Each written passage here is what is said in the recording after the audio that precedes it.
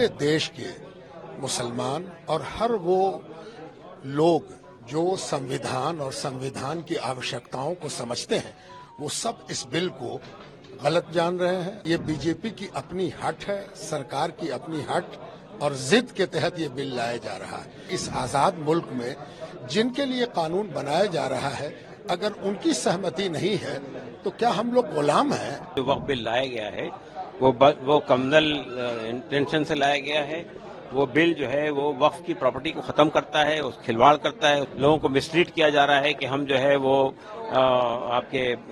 Mislead किया जा रहा है कि हम जो है ट्रांसपेरेंसी लाने के लिए ला रहे हैं, हम गरीबों को फायदा पहुंचाने के लिए ला रहे हैं। ऐसा कुछ नहीं, ये बिल वापस होना चाहिए और हम ये समझते हैं कि जेडीयू को और लोक जनशक्ति पार्टी को इसका साथ नहीं देना चाहिए। पूरे देश के मुसलमान और हर वो लोग जो संविधान और संविधान की आवश्यकताओं को समझते हैं, वो सब इस बिल को गलत जान रहे हैं और इसके विरुद्ध खड़े हैं।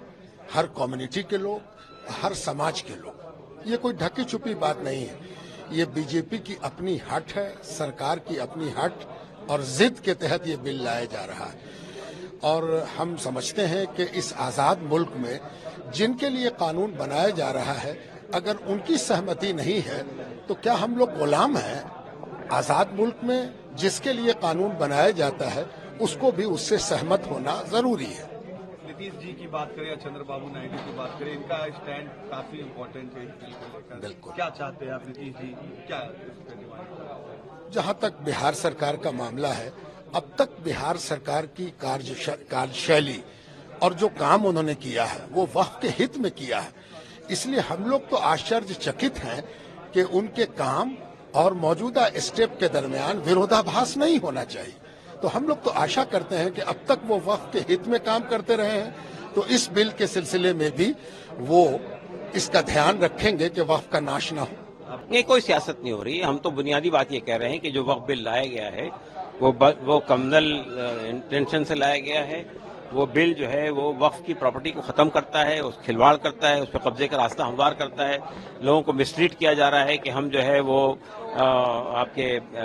मिसलीड किया जा रहा है कि हम जो है ट्रांसपेरेंसी लाने के लिए ला रहे हैं, हम गरीबों को फायदा पहुंचाने के लिए ला रहे हैं। ऐसा कुछ नहीं है। तो ये बिल जो है बुनियादी तौर पे ये रास्ता हमवार कर रहा है किस तरह वक्फ की प्रॉपर्टी का कब्जा किया जाए।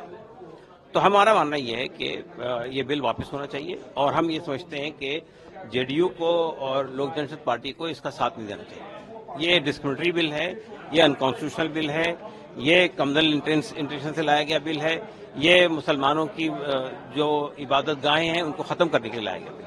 इस बिल को लेकर नीतीश जी या चंद्रबाबू नायडू का स्टैंड काफी इम्पोर्टेंट है।